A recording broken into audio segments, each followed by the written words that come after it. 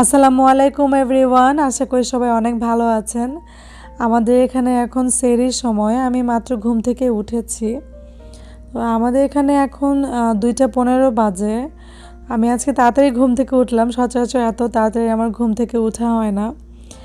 বাইরে এই সময়টা আসলে সবচেয়ে সুন্দর, কোনো ট্রাফিক নাই, মানুষজন কম, গাড়ি নেই রাস্তায় কোনো। আমি ফ্রেশ হয়ে নিয়েছি। আমি ফ্রেশ না হয়ে কখনোই কোনো কাজ করতে পারি না। তো ফ্রেশ হয়ে তারপরে আবিশের বাবাকে ডাকবো। আর এদিকে আমাদের এখানে 3টা বেজে গেছে। আমি আজকে তাড়াতাড়ি উঠেছি কারণ একটাই, আমি ভোর রাতে উঠে রান্না করেছি। সচরাচর আমার সেহরির সময় কখনোই রান্না করা হয় না, আগেই সব ঠিকঠাক করে তারপরে ঘুমাই। তবে আজকে ঘুমানোর আগেই মনে হলো যে ইলিশ মাছ রান্না করব, ইলিশ মাছ দিয়ে ভাত খাবো সেহরির সময়। তো ভাতও রান্না হয়ে গেছে। আমি একটু প্রিপারেশন নিয়েই রেখেছিলাম রাতের বেলা ঘুমের আগে, যার কারণে ঝটপট তাড়াতাড়ি করে রান্না করে ফেলতে পেরেছি। আর এদিকে আবিশাও কিন্তু উঠে গিয়েছে। আবিশার বাবা আবিশাকে ঘুম পাড়ানোর ট্রাই করছে। তো আবিশাকে ঘুম পাড়িয়ে দিয়েছি। আমাদের এখানে এখন প্রায় 3:30টাও বাজে নাই। আমিও খেয়ে ফেলবো তাড়াতাড়ি করে, কারণ আমাদের প্রায় 3:53 না 52তে যেন এরকম সেহরির শেষ সময় ছিল। এখন সকাল 8টা বাজে, আমি ঘুম থেকে উঠেছি মাত্র। তো বাইরে ঠান্ডা বাতাস, কিন্তু ঘরে হালকা গরম লাগে। আবিশাও ঘুম থেকে উঠে গেছে। আবিশাকে ব্রেকফাস্ট করানো, ফ্রেশ করানো সব কিছুই হয়ে গেছে আমাদের। আমি বারান্দায় এসেছিলাম গাছে পানি দিব। এটা কি পড়েছো মাথায়? আবিশাকে পড়াতে বসালাম। 1 to অনেক আগে থেকেই বলতে পারে, কিন্তু লিখতে তো পারে না। লেখাটা শিখাইতেছিলাম।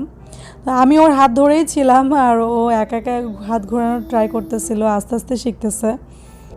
ছোটোবেলায় আম্মু সবসময় একটা কথা বলতো, পড়ালেখা করে যে গাড়ি ঘোড়ায় চড়ে সে। তো আমি আবিশাকে এটা বলতেছিলাম, আমার কথাটা বলতে গিয়ে একটা মানে জিনিস মনে পড়ে গেল, আবার একটু হাসিও পাইতেছিল।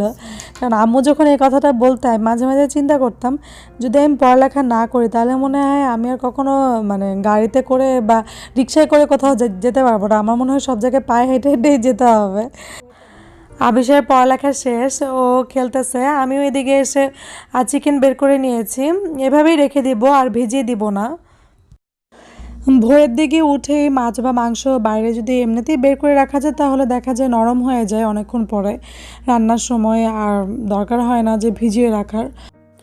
আবার মাঝে মাঝে দেখা যায় যে ভিজিয়ে রাখতে হয় অনেক বেশি মাছ মাংস হলে, সময় মতো যদি ওইটা না নরম হয়ে যায়। তো এভাবে করাটা ভালো। তো এদিকে একটা গাছ ছিল, মানে ইনডোর প্লান্ট, ওইটা হচ্ছে বড় হয়েছে। চিন্তা করলাম যে এটা ছোটো একটা গ্লাসের মধ্যে ছিল, ওইভাবেই কিনে নিয়ে এসেছিলাম। তো এখন এটার মধ্যে আমি ট্রান্সফার করে ফেলেছি, এ তো হয়ে গেছে। তো আরও কিছু পাথর ছিল, ছোট ছোট পাথর। তো ওগুলো চিন্তা করলাম যে অন্য যে ইনডোর প্ল্যান্টগুলো আছে উপরে মাটির থেকে উপরে দিলে বেশি ভালো লাগে। তবে আমার পরে মনে হলো যে ছোট এগুলো না দিয়ে বড়টা দিলে ভালো হতো, মাটি চেঞ্জ করার সময় সুবিধা হতো আর কি। আর তাছাড়া ছোট পাথর দিলে দেখতে সুন্দর লাগে।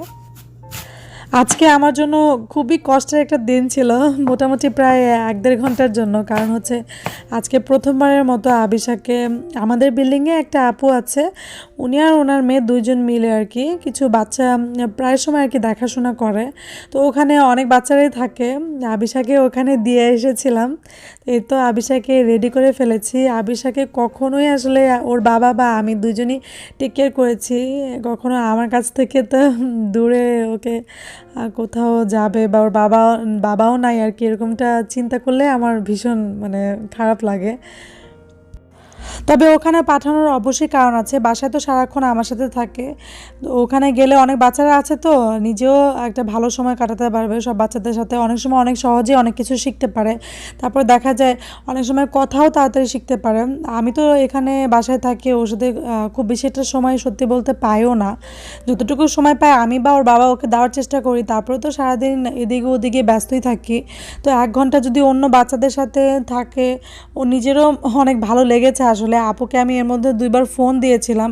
আপু বলতেছিল যে ও মোটামুটি ঠিকঠাক আছে, ওকে আমি রেখে কিছুক্ষণ আমি ছিলাম, যখন ও দেখলাম যে অন্য বাচ্চাদের সাথে বিজি হয়ে গেছে তখন আমি বাসায় চলে আসছি। কিন্তু বাসায় এসে তো এখন আর আমার কিছুই ভালো লাগতেছে না, আমি কি করব না করব মানে উল্টাপাল্টা হয়ে গেছি। খুবই অস্থিরতা আমার মধ্যে কাজ করতেছিল। তো ওর বাবাকেও বারবার ফোন দিতেছিলাম, ওর বাবা তো আমাকে বুঝাইতেছে যে ও যদি যায় তাহলে ওর জন্যই ভালো। আর তাছাড়া ওর বাবা তো আসলে ওকে ছাড়া থেকে অভ্যাস হয়ে গেছে। প্রায় 1-1.5 ঘন্টার মতো ছিল। তো আমিও এদিকে বাসায় এসে কাজ করতেছিলাম টুকটাক, চিন্তা করলাম যে কাজে ব্যস্ত থাকি তাহলে হয়তো বা ভালো লাগতে পারে, যদিও ভালো আমার লাগে নাই। আরও আগে আবিশাকে পাঠানো উচিত ছিল, এটা আমাকে বেশ কয়েকজন বলেছিল। এখানে দেখা যায় অনেকেই আমাদের বিল্ডিংয়েও এরকম অনেকে আছে, বাসাতেই থাকে মায়েরা, কিন্তু তারপরে বাচ্চাদেরকে এভাবে পাঠায়, কারণ সারাদিন বাসায় যে একা একা থাকে যে বাচ্চারাও কিন্তু বোর ফিল করে, অনেক সময় বাবা মার সাথে থাকতে গেলেও কিন্তু ওরা বোর হয়ে যায়।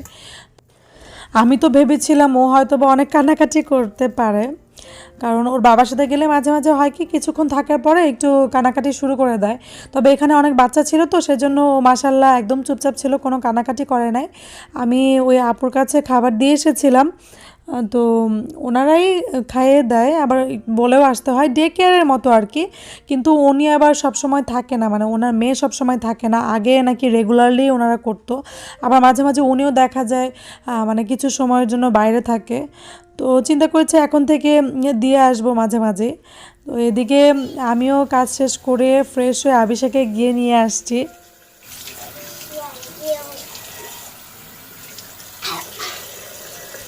আবিশাকে ক্লিন করে তারপর ড্রেস চেঞ্জ করে দিয়েছি, এখন ওকে খেতে দিব।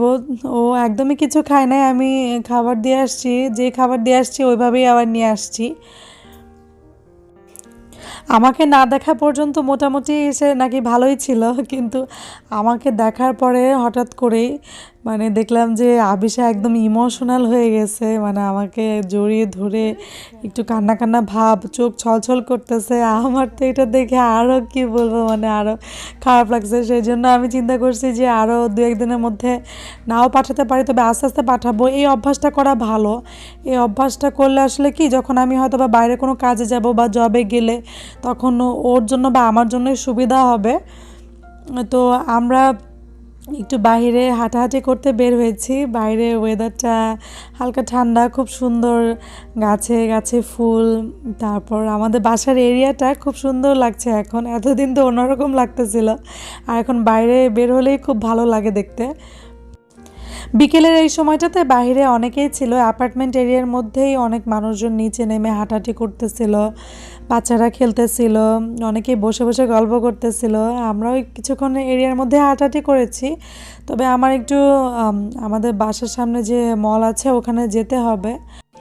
অ্যাপার্টমেন্ট এরিয়ার মধ্যে চারপাশে যে খুব সুন্দর ফুলের গাছ লাগাইতেছে। তো আমরা মলে চলে আসছি, আমার ফার্মেসিতে দরকার ছিল, ওখানে কাজ শেষ করে চিন্তা করলাম মলেও একটু ঘোরাঘুরি করে তারপরে বাসায় যাই। রোজার মধ্যে আমার এই মলে অনেকবারই আসা হয়েছে, কিন্তু আমি যে দরকারে আসতাম, দরকার শেষ হলে কাজ শেষ হলে বাসায় চলে যেতাম, খুব বেশি একটা হাঁটাহাঁটি করতাম না। আজকে অনেক দিন পরে মানে মলে হাঁটাহাঁটি করে মনে হচ্ছিল কি যে আমি কতদিন হয়ে গেছে আমি মলে আসি না। মলে অনেকগুলো স্টোরি সেল চলতেছে, তবে আমি কিছুই কিনি নাই, শুধু ঘুরে ঘুরে দেখেছি। ঈদে তো সবাই অনেক কিছু দেখলাম যে কিনে ফেলছে, আমারই এখন পর্যন্ত ঈদের শপিং করা হলো না। আমার বরাবরই সবসময় মোটামুটি এমনই হয়, না আমি কেন জানি না, এটা বাংলাদেশ থেকেই হয়ে আসতেছে আমার, মানে সারা বছর যাই শপিং করি না কেন করি, কিন্তু ঈদের সময়টাতে আমার দেখা যায় একদম শেষের দিকে গিয়ে শপিং করা হইতেছে। বা ঈদের 10-15 দিন আগে কাপড় কিনে ডিজাইন করে বানাতে দিতাম। তো 10-15 দিন আগে তো অনেক টেলার সালারাই কাপড় নিতে চায় না, কিন্তু ধানমন্ডিতে আমার খুব ভালো একজন পরিচিত, মানে আমার ফ্যামিলির খুব ভালো একজন পরিচিত টেলার্স আছে, উনি সবসময় ড্রেস নিত আমাদের, কখনোই না করতো না, ওনার কাছ থেকেই সবসময় বানাতাম সেই জন্য। তো যাই হোক, এদিকে বাসায় চলে আসছি, বাসায় এসে দেখে আমার হাজব্যান্ড চলে আসছে, ও এসে বাসায় কিছু টুকটাক কাজ ছিল, আমার সিঙ্কে অনেকগুলো আর কি থালাবাটি ছিল, ওগুলা রেখে গেছিলাম, ওগুলা ও সব কিছু করে রাখছে। আর বাসায় এসে আমিও কাজ শুরু করে দিয়েছি, ইফতারির সময় হয়ে যাইতেছিল। এখানে চিকেন আর আলু দিয়ে চপ বানিয়ে ফেলেছি, এই রেসিপিটা আপনাদের সাথে আগেও শেয়ার করেছি, তাই আজকে আর শেয়ার করি নাই। আমি সেদিন তো ঈদের শপিং করতে গিয়েছিলাম ঠিকই, কিন্তু আমার মোটামুটি টুকটাক শপিং করা হয়েছে। নিজের জন্য যে ঈদের মেন ড্রেস থাকে ওইটা আর কেনা হয় নাই, কারণ এত সুন্দর সুন্দর ড্রেস দেখলে আমার এমনই হয়, মানে কোনটা কিনবো বা কোনটা যে আমার জন্য আসলে পারফেক্ট নিজেও বুঝে উঠতে পারি না। ঈদের সময়টা বিশেষ করে আমার মধ্যে এই জিনিসটা কাজ করে, কারণ ঈদের সময় তো সব নতুন ভালো ভালো কালেকশনগুলাই আসে। Press, press, press, press. No, press this one.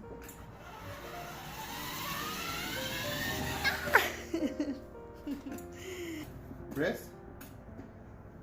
No, back. No, this one. It's okay. Battery তো আছে কিন্তু ব্যাটারি শেষ। কত বড়? আবিশার বাবার আবিশাকে একটু সময় দিয়ে আসলাম, ও একটু আগে বাসে চলে আসছে আজকে, আর আমিও মনে হয় একটু লেটেই কাজ শুরু করেছি, কারণ ও আসার আগেই আমি মোটামুটি অনেক কাজই শেষ করে রাখি। তো এদিকে আজকে হচ্ছে আমি স্যান্ডউইচ বানাবো, তান্দুরি চিজ স্যান্ডউইচ। তো সেই জন্য চিকেন আর পেপার কেটে নিয়েছিলাম, আর এখন একটু রসুন ফ্রাই করে নিতেছি।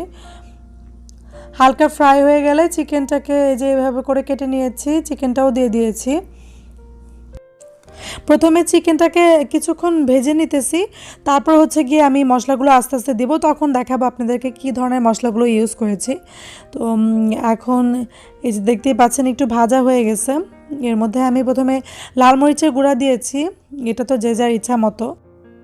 মরিচের গুঁড়া দিয়ে নাড়াচাড়া করে নিব। আজকে একবার সব মশলা দিলাম না, আস্তে আস্তে একটার পর একটা দিব। দেখা যায় অনেক সময় আস্তে আস্তে মশলা দিয়ে কিন্তু একটু একটু নাড়াচাড়া করলে কালারটাও সুন্দর আসে। তো এখানে ধনে গুঁড়া আর জিরা গুঁড়া দিয়ে দিয়েছি, এটা হচ্ছে পাপরিকা পাউডার দিয়েছি।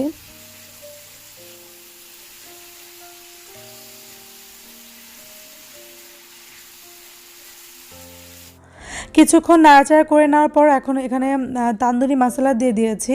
তো এটা না দিলেও চলবে, আবার এটা যদি দিয়ে থাকেন, যদি পাপরিকা পাউডার না থাকে তাহলে কিন্তু সমস্যা নাই, তো যে কোনো একটা দিলেও হয়। এখন পেপার আর পেঁয়াজ দিয়ে আবার নাড়াচাড়া করে নিব। 2-3 দিন পরে ঈদ, সবার মধ্যে এখন ঈদের দিন কি রান্না করবে না করবে ওগুলা নিয়ে ব্যস্ততা চলতেছে। তারপরেও যেহেতু 2-3টা রোজা আছে, আর তাছাড়া শুধু রোজা না, রোজা বাদেও যারা স্যান্ডউইচ খেতে পছন্দ করেন তারা কিন্তু এটা অবশ্যই ট্রাই করতে পারেন। আর এখানে হচ্ছে এখন খুবই অল্প পরিমাণ সয়া সস দিয়ে দিয়েছি, স্বাদ মতো লবণ দিতে হবে, আর 1 টেবিল চামচের মতো টমেটো কেচাপ দিয়ে দিয়েছি, আবার একটু হালকা নাড়াচাড়া করে দিব। এই তো মোটামুটি হয়ে এসেছে, একটু সুন্দরভাবে ভাজা ভাজা হয়ে আসলে এটাকে নামিয়েই ফেলবো।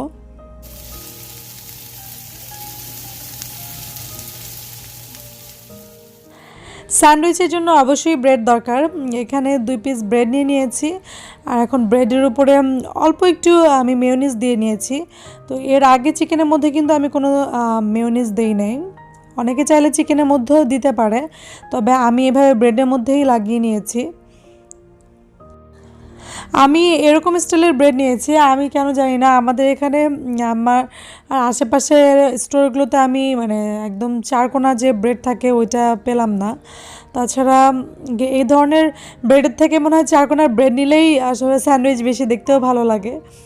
তো আমি সেজন্য এই ব্রেডটাই নিয়েছি। এখন এটার উপরে চিকেনগুলো দিয়ে দিয়েছি এভাবে করে। চিকেন দেওয়া হয়ে গেলে এর উপরে চিজ দিয়ে দিয়েছি। স্যান্ডউইচ আমি খুব বেশি একটা যে পছন্দ করি তা কিন্তু না, তবে আমার এই স্যান্ডউইচটা অনেক বেশি ভালো লাগে, সেই জন্যই আমি এই রেসিপিটা আপনাদের সাথে শেয়ার করেছি আজকে। খুবই ইজি, সহজেই একটা মজার স্যান্ডউইচ ঘরেই বানিয়ে ফেলা যায়, আর বাচ্চারাও কিন্তু এইভাবে করে দিলে অনেক পছন্দ করবে। তো আমি এই প্যানে নিয়েছি, আপনারা কিন্তু চাইলে অবশ্যই নর্মাল প্যানেও নিতে পারেন। প্যানের মধ্যে হালকা তেল ব্রাশ করে নিলে বা ব্রেডের উপরেও তেল ব্রাশ করে নেওয়া যায়, তো আমি ব্রেডের উপরেই তেল ব্রাশ করে নিয়েছি। খুব সুন্দর একটা কালার চলে আসে, বাটারও ইউজ করতে পারবেন, কোনো সমস্যা নাই। এভাবে করে ব্রেডগুলোকে হালকা চেপে চেপে দিয়েছি, তো প্রায় হয়ে এসেছে।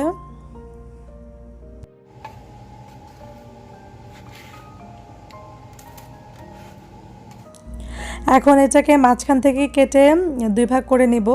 চিজ চিকেন সব কিছু মিলিয়ে মানে অসম্ভব মজা হয়েছিল। আমার হাজব্যান্ড তো খুবই পছন্দ করেছে। আমি এটা এর আগেও বেশ কয়েকবার বানিয়েছিলাম। এই যে দেখতেই পাচ্ছেন ভিতরে কালারটাও কিন্তু বেশ সুন্দর লাগতেছে। স্যান্ডউইচ তো বানানো হয়ে গেছে, তো ভোরাতে যে রাইস রান্না করেছিলাম ওই রাইসটাকে আবার একটু অন্যভাবে বানিয়ে ফেলবো চিন্তা করেছি। তো এখানে বিন নিয়ে নিয়েছি।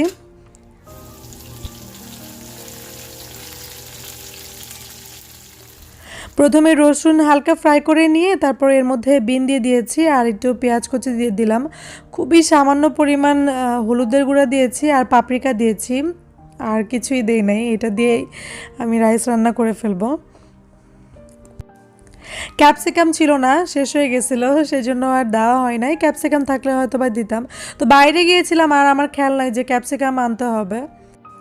বিনগুলোকে হালকা ফ্রাই করে নিয়ে এর মধ্যে রাইস ঢেলে দিলাম। পরিমাণ মতো বা স্বাদ মতো লবণ দিয়ে দিয়েছি। রাইসে পরে যখন টেস্ট করেছি দেখলাম যে আজকে একটু কম হয়েছে। আমি আসলে প্রথমে ইচ্ছা করে রাইসে কম লবণ দিয়েছিলাম, তো পরে মিশিয়ে নিতে পারবো যেহেতু রোজা। তো এখন একটু হালকা সুন্দরভাবে ডেকোরেশন করে নিলাম। ডেকোরেশন করলে আসলে যে কোনো খাবার দেখতেও ভালো লাগে। তো স্যান্ডউইচ, রাইস, চিকেন ছিল। চিকেন তো পুরোপুরি স্যান্ডউইচে দরকার হয় নাই। এই তো ইফতারও তৈরি হয়ে গেছে, আমাদের এখানে ইফতারের সময়ও হয়ে গেছিলো। আলহামদুলিল্লাহ আমাদের আজকে 17 ঘন্টার রোজা শেষ। আশা করি আপনাদের আমার ভিডিওটি ভালো লেগেছে। ভালো লাগলে অবশ্যই আমার চ্যানেলটি সাবস্ক্রাইব করতে, লাইক এবং কমেন্ট শেয়ার করতেও ভুলবেন না। সবাই ভালো থাকবেন। আজকে এই পর্যন্তই। আল্লাহ হাফেজ।